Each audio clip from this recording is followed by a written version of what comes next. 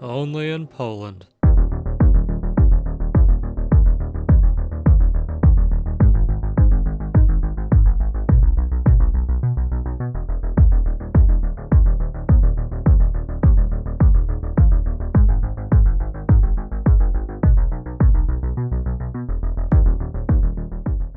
Darkwood is a top-down survival horror game developed by Polish developer Acid Wizard Studio. Originally released in Steam Early Access on July 24th, 2014, and reached its 1.0 release on August 17th, 2017. Acid Wizard Studio is composed of these four gentlemen, and Darkwood is their first project. None of these individuals have ever worked in game design or worked on a video game before, and I mention this because for their first foray into game dev, they kinda nailed it. The mission statement of the devs was to make a horror game with no intentional jump scares. The horror of Darkwood would rely on its atmosphere, presentation, and building tension rather than cheap jump scares, which is a fantastic idea. I love horror media, whether it be games, movies, books. A lot of my favorite things revolve around horror, or are at least kind of spooky coded. But what I absolutely hate is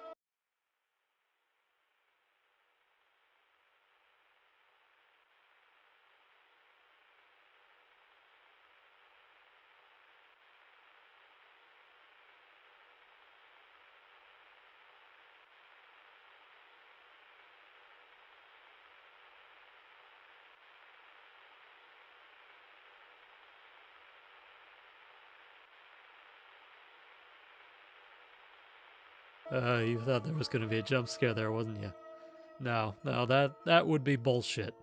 Because once the jump scare is over, the only remotely scary thing is wondering if or when they're going to do it again.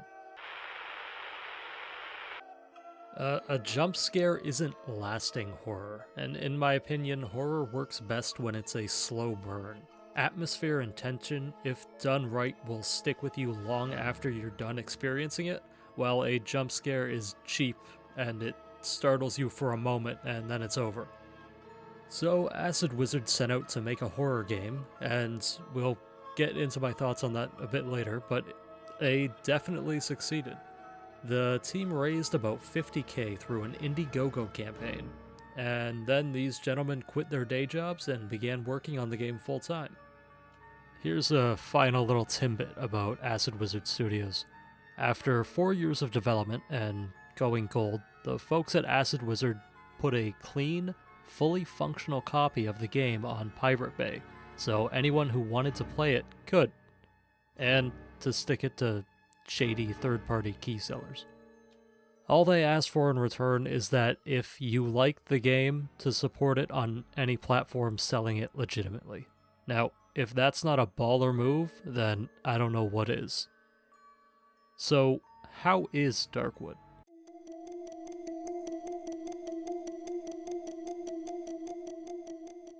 The story begins with a doctor lamenting his inability to help those around him. At least I think so. This guy seems a little unhinged.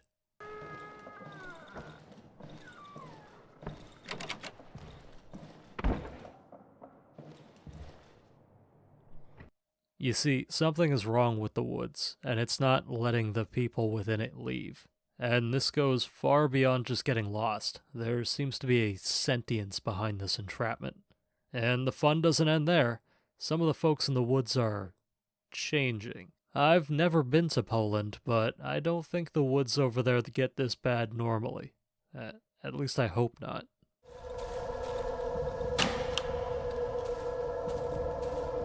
The doctor comes across a man passed out in the woods.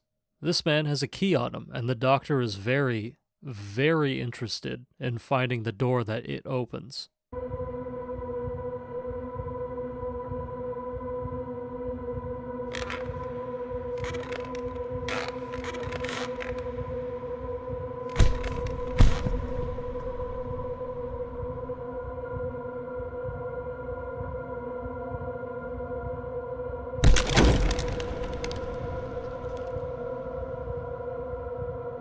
It's at this point our perspective changes to the Hat Man found in the woods. We free ourselves from the good doctor's hospitality and begin to poke around his home. Not for long, though, because once night falls, they come out.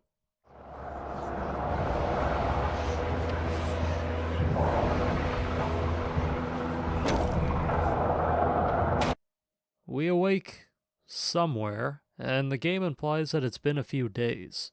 This is where we get introduced to Darkwood's gameplay loop. The night is coming, and we need to prepare. We have to explore around and find as many goods and resources as we can, then head back to our hideout before nightfall.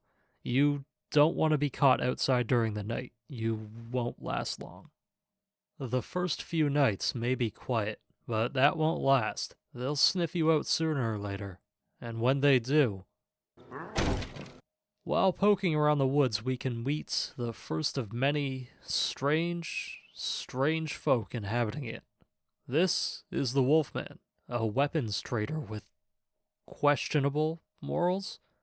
He says he can help us find the doctor and our key, but first we have to prove that we're up to the task. He wants us to meet him at his camp on the other side of the Silent Forest. If we survive the night, we can meet another survivor. He's simply known as the Trader, and it's implied that he's the one who saved us from the doctor's house. He shows up at our house every morning and has various goodies to trade.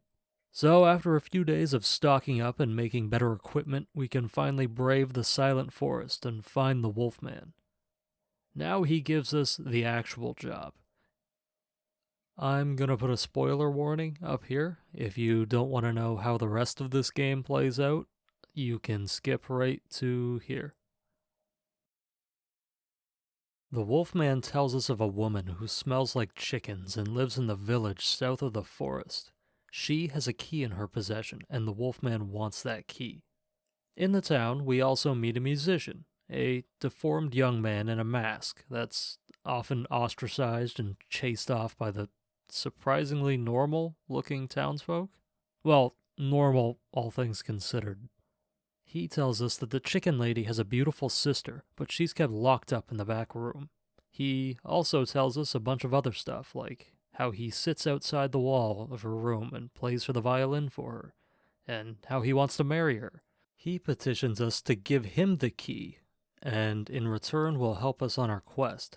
So we can either help a malicious sociopath or a well-meaning but naive dullard. The Wolfman offers an easier and shorter path, but working with him presents us with moral questions.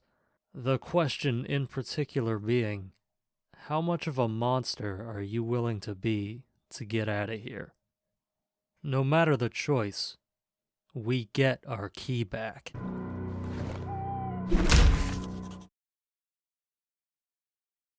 We awaken a new hideout in a swamp. The swamp greets us with a new host of horrors and strange folk to encounter. Exploring around, we can find an old hermit in the remains of a small village. He tells us that the way out of the forest is through the village, but the path is currently being blocked by a tree. He also asks us to kill the tree, because he can't stand its wailing.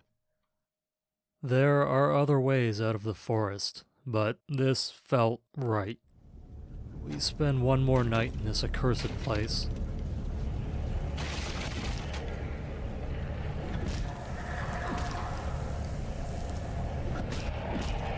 And then, we find our way home. The walk home is pretty effective. You push through the darkest, densest part of the woods and into a lush green field. The familiar sights of power lines, then a road, then a proper city block really hits you with the feeling that it's finally over. Even the cold brutalism of USSR architecture feels welcoming compared to the Giger nightmare of the forest. You find your apartment, strip off your coat, pet your dog, wanting nothing more than to curl up and fall asleep.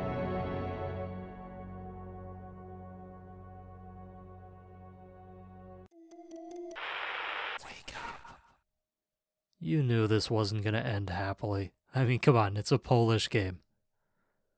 Not gonna tell you how, but you can find a way to wake up, and when you do, you awake inside what looks to be a giant tree. There are decimated husks of humans littered within the roots, some living people, some sleeping, some worshipping the entity at the heart of the tree. If you interact with it, it tries to lull you back to sleep, but you can pull away. Amongst the corpses, you find a man clutching a flamethrower.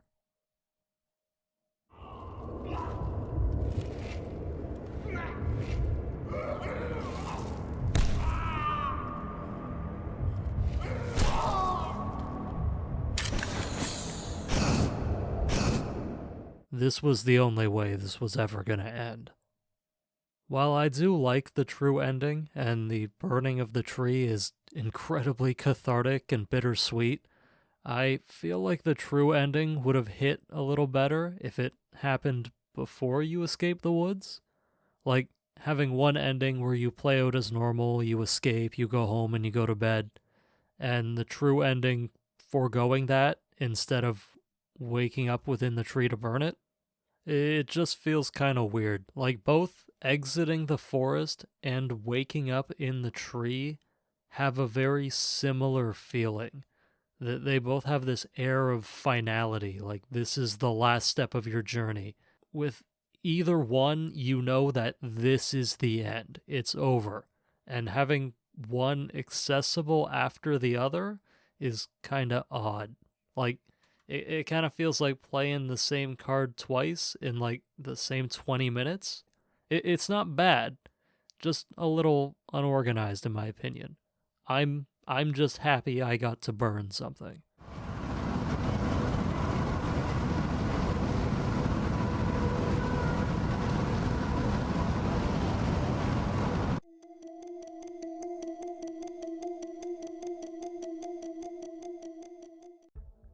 Darkwood plays a lot like other top-down games, but there are some twists that help set it apart. First of which is vision. In Darkwood, you can only see whatever is in your cone of vision. So if that cone gets obstructed by something in the environment, or you turn your back on an enemy, you lose all sight of them. Another way Darkwood sets itself apart is with how you attack. Every attack in Darkwood, whether it be swinging a melee weapon or aiming a firearm, takes time. You have to wait a few seconds for the character to wind up the swing or line up their sights. Both of these things add to the game's tension and really make you take a much more careful and methodical approach to combat. You always want to take a minute to scope out your enemies and attack from the best angle, and it also means that a fight can quickly get out of hand if you're not careful or if you lose track of your foes during combat. The gameplay loop of Darkwood is pretty fun. You spend the days foraging around the woods, gathering supplies, and trying to progress the story, and then you head back to your hideout to hold off against the various creatures during the night. While sounding simple, the daytime gameplay of Darkwood can be a tense, anxiety-ridden experience in its own right. You see, when you start the game, you don't have a watch. The only way you can tell the time is by the color of your surroundings, and you have to eyeball what time you should be heading back. The game's map works in a similarly fretful way. When you access the map, you don't get to see where you are. The map fills out with landmarks as you explore, and if you're on one of those landmarks, it'll glow red, but that's it. Just like the time of day, you have to guesstimate your whereabouts, and just hope you can find your way back before dark. When the night comes, things get interesting. You can fuel a generator to run during the night to help keep the lights on, but the light won't actually keep anything away. You can barricade windows and doors as well as drag pieces of furniture around to block off entrances, but that'll only slow down what's coming. It starts slow with skittering or footsteps by the doors and windows, sometimes the creaking and groaning of furniture being moved or doors slowly being opened. Sometimes they just gently opened the door to the room you're in, and you just have to be reminded of the uncomfortable fact that none of these doors have locks, and if you don't spend the resources to barricade it, they can just walk right on in.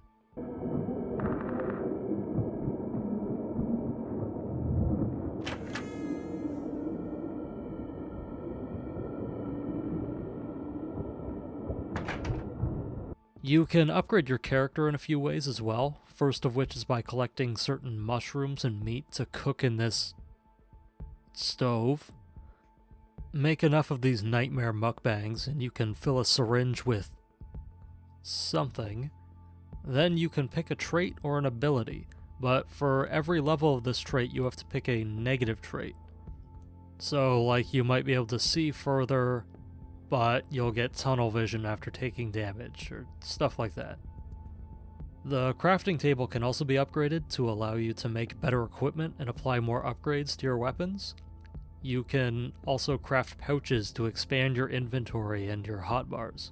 The slower, more methodical combat, scavenging for resources, and the scrappy nature of all the tools and weapons you jerry-rig together really help hammer in the oppressive atmosphere of the game.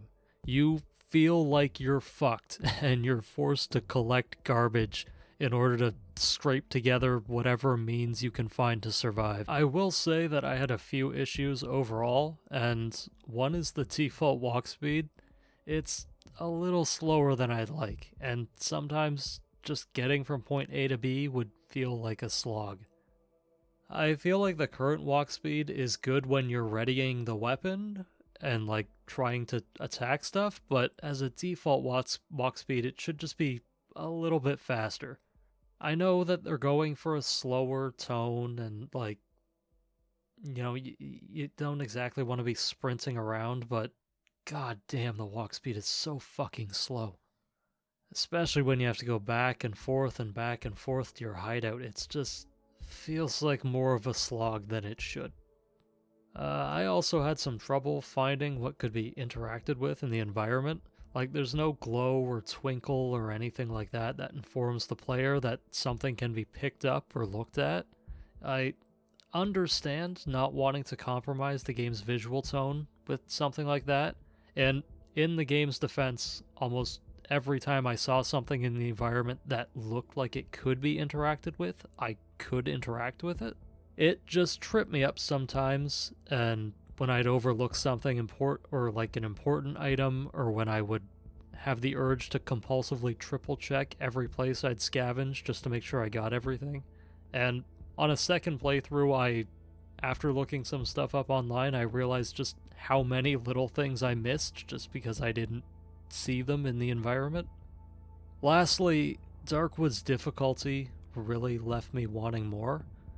Hard gives the player 4 lives, and Nightmare gives you 1 life. And normally when you die, you lose some of the items in your bag and just wake up back at your hideout. The waking up at your hideout after you die is fine. I think it would be more cumbersome to have to compulsively go back to your hideout to save instead of taking risks and exploring. But what really kills me is the actual difficulty levels, because I may be wrong about this, but I don't think they actually change any of like the damage outputs for the enemies, or like they change the amount of resources you get, which is unfortunate. By the end of my first playthrough, I had so many resources. They were like, my toolbox in my hideout was completely full, and I couldn't even sell it all to the trader because the trader's inventory would get full, and I had so much shit that I wasn't using.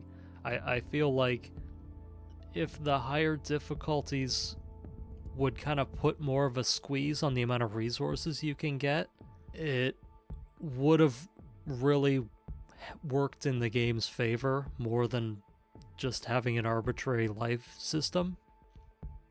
It feels like a bit of a missed opportunity. Having the game squeeze you for more resources and like really make you scavenge stuff would make a lot of the enemies and the encounters feel more threatening, and I think it would complement the game overall. Maybe not for somebody's first run, but I definitely would have jumped into playing through the game a second or third time a lot faster if the difficulty levels actually changed stuff like that. But faults and all, I would say that Darkwood is overall a pretty damn good gameplay experience.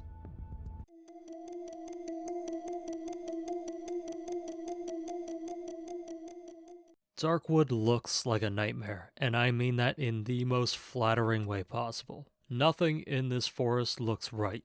Not the people, not the plants, not even the player. You aren't just lost in some spooky woods. It looks like the woods are infesting everything around it. Everything looks like an arboreous Cronenberg nightmare. And the art depicting this is fantastic. The characters and scenes all have these haunting portraits. The normal gameplay looks wonderful as well, with great sprite work and fluid animations. You know, now that I read that, I don't think these are sprites. I think these are just models with like a filter over them. I'm not actually sure. Either way, they look fucking great. The environments themselves are also wonderfully detailed and memorable. Every area looks distinct, despite so much of it being just drab ruins and nightmare forest. I really appreciate how this game uses light. It plays into one of my favorite aspects of the game, and that's how quietly, almost softly, nightfall comes. Throughout the day, you can see the sunlight wane and lead into an amber tint of evening. From there, things slowly get darker and darker until all light not created by the player is snuffed out entirely. There is no ominous howl or music sting or fanfare of any kind. It just happens, and you go gently into the danger of the unknown. Daybreak is a different story, but I love it all the same. Towards the end of the night, you begin to hear this ethereal, almost heavenly hum as the darkness outside and all the creatures within it are slowly driven back by the rising sun. It's such a good feeling when dawn breaks. You can almost feel the sun on your face, and you're so relieved that you survived another night. The hum gets louder and louder, finally ending in a track that, in my opinion, can be held up in the same regard as the Resident Evil save room tracks.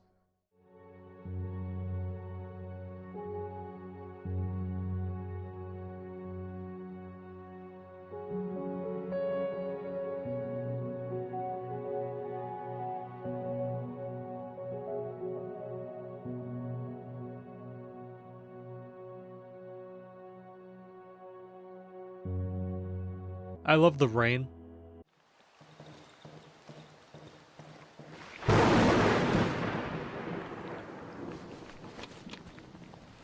I don't really have anything else to say about it. I just really, really like a good heavy rain.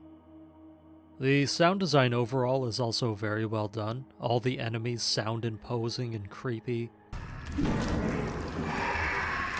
The melee combat sounds weighty and impactful.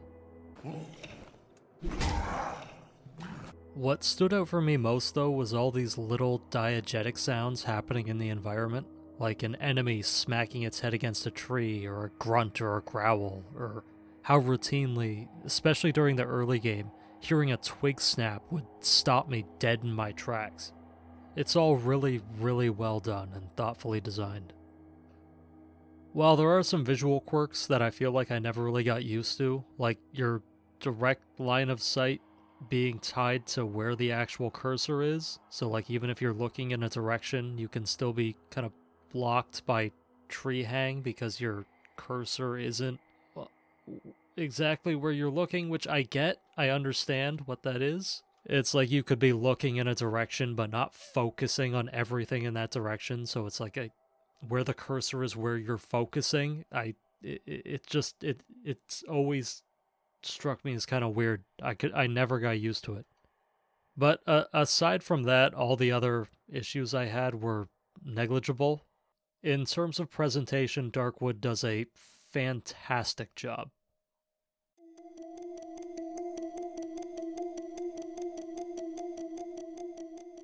Darkwood is a really good game and a solid horror experience. Although I do feel it overstays its welcome just a little bit. I said before that in the gameplay section, but the gratingly slow default walk speed just kills me, especially later in the game.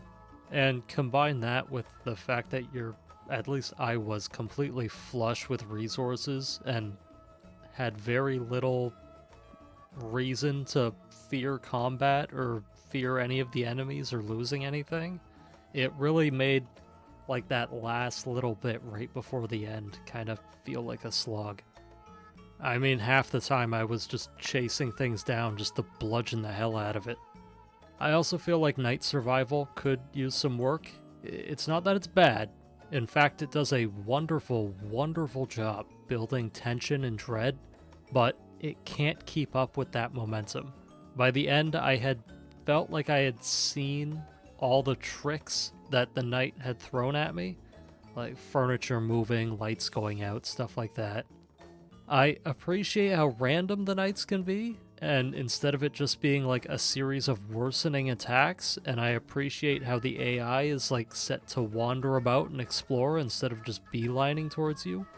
But it also means that once you understand the mechanics of night, you can just kind of bypass a lot of what's out there by standing in a corner. I think I know how some of the AI works, or at least from what I've read online, but it would have been a really good idea if the monsters were more attracted to the light of your hideout. So like you have the lights on, but that also makes you a beacon for everything out there to, come investigate.